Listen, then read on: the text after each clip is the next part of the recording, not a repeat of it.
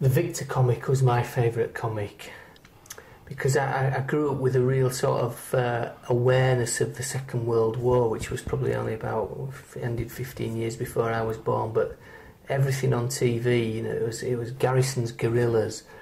The films were the Great Escape, Where Eagles Dare, The Guns of Navarone, most of which my dad took me to see at the pictures.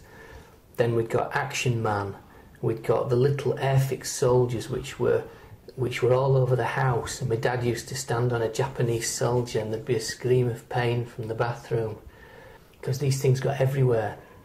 There was the little tiny ones, the 1/72nd series, and then the 1/32nd series, which was a little bit bigger, and then Action Man obviously with all his garments and guns and all the rest of it. So yeah, we had a real sort of awareness of the Second World War. Airfix models as well, we did airfix models continuously. We used to go down to the local shop, get a Supermarine Spitfire, and I'd have it fastened together with glue hanging everywhere by the time my dad came home from work, waiting to be painted. And I used to get polystyrene cement all over the cockpit and everything, so if he'd have been real, he wouldn't have been able to see out, you know, so it was hopeless. But yeah, The Victor was my favourite comic. You sometimes got the Beano as well. I remember the Bash Street Kids, Dennis the Menace, but I wasn't a big comic person. Oh yeah, I used to get the Commando books as well. In fact, I've probably still got some somewhere. They were always full of improbable stories about soldiers who were either incredibly brave or who had gone bad and got their comeuppance. They were loosely based on some actual event that you could normally identify from the Second World War.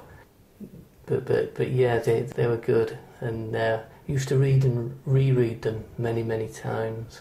Used to buy them on holiday as well when I went on the seaside holiday. Used to see them and buy them there. They always seemed to have quite a good selection at Bridlington, and each one had a serial number as well, which is always like 3 or 4 figures. So you must have thought there must be thousands of these things. You know, who sits and makes them up? You know, and they went on for pages and pages. That, you know, there were like 100 pages in every one. They weren't thin things. You know, quite detailed. I grew up thinking that the entire Japanese nation had buck teeth, defective vision, and said banzai, and that was it. Yeah, the Germans were invariably queuing up to be shot as well, which seemed like a fairly self-destructive way of conducting a war.